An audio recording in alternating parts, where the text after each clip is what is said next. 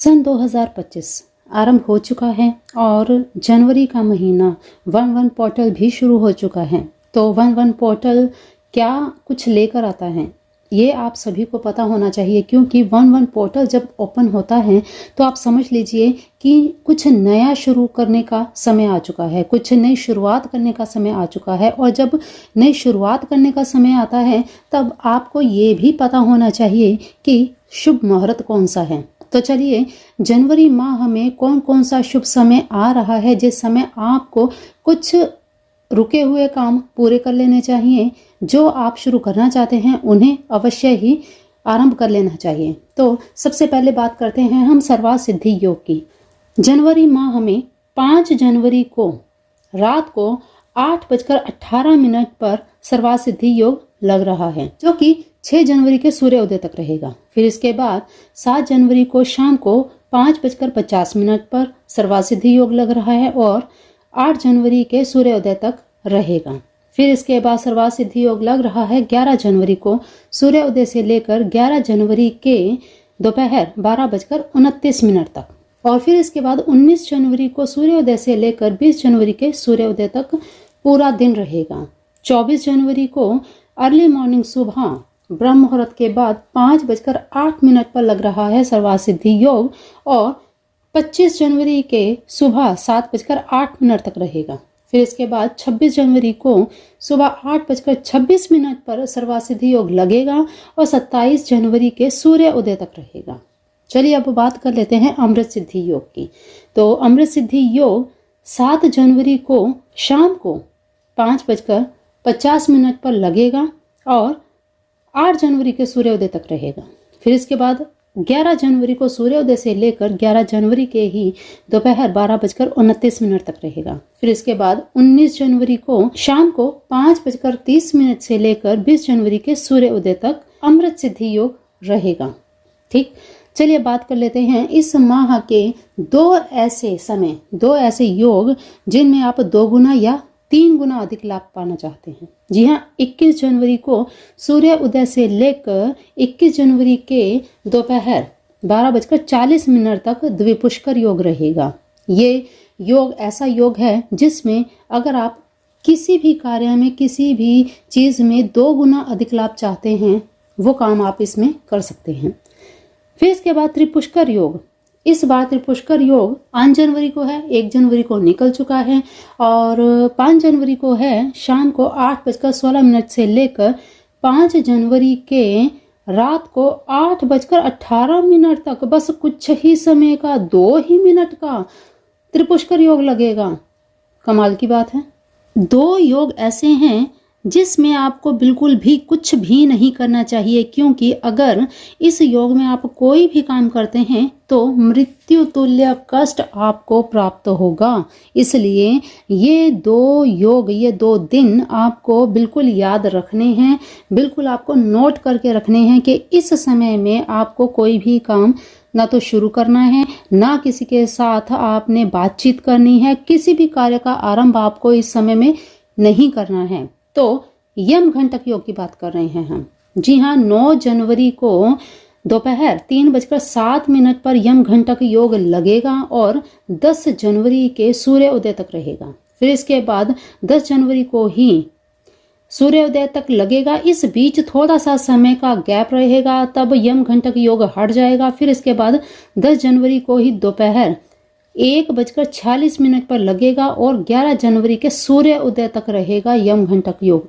इस समय को हर हालत में आप टाल दीजिएगा, कोई भी कार्य आप इसमें मत कीजिएगा। फिर इसके बाद हम बात करते हैं, स्क्रीन पर आप देख लीजिए, मुंडन का मुहूर्त है, मकान शुरू होने का मुहूर्त है, नए गृह प्रवेश का मुहूर्त है, व्यवसाय शुरू करने का मुहूर्त और वाहन खरीदने का।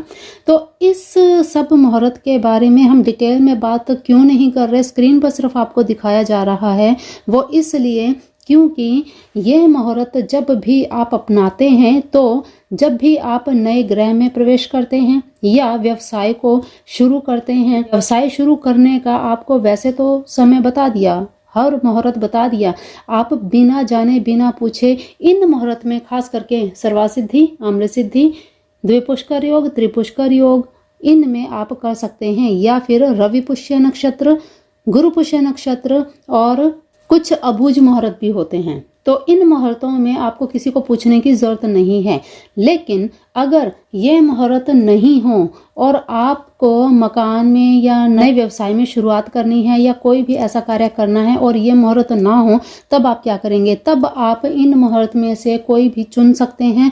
इन मुहूर्त को चुनने से पहले आप अपने किसी भी श्रेष्ठ ब्राह्मण देव, आपके पंडित जिनको भी आप मानते हैं, पूजा पाठ आदि करवाते हैं, देखिए ज्ञानी हो, उन्हीं से आप पता कीजिए, उन्हीं के मार्गदर्शन में मुहूर्त निकलवा करके किसी भी कार्य को आरंभ कीजिए। इसीलिए आपको यहाँ पर केवल दिखाया जा रहा है कि मुहूर्त ये है। हाँ, इनमें से कोई डेट आप नोट करके अपने पंडित जी को या जिसको भी आप दिखाते हैं उनको दिखाकर ये जान सकते हैं, ये पूछ सकते हैं कि आपकी कुंडली के अनुसार जो भी कार्य कर रहा है उसकी कुंडली के अनुसार क्या ये समय उपयुक्त है उनके लिए। तो ये चीज़ आप ज़रूर कर लीजिएगा। ये आप थोड़ा ध्यान से देखिए, थोड़े अक्षर बारीक हैं, थोड़ा जूम करके देखिएगा। यहाँ पर जनवरी महीने में कौन सा नक्षत्र कब है, कब से कब तक रहेगा, तिथि कब है, योग कब से कब तक है, सारी जानकारी, चंद्रमा का राशि प्रवेश कब से कब तक है,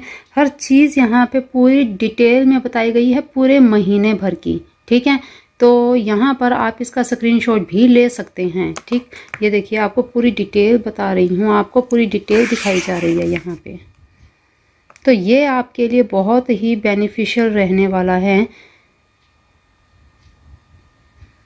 यहाँ से आप जान सकते हैं कौन सा नक्षत्र कब से कब तक रहेगा।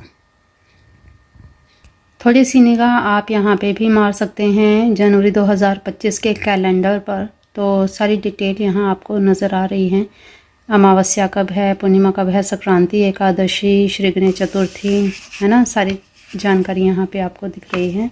कौन सा दिन त्यौहार कब है।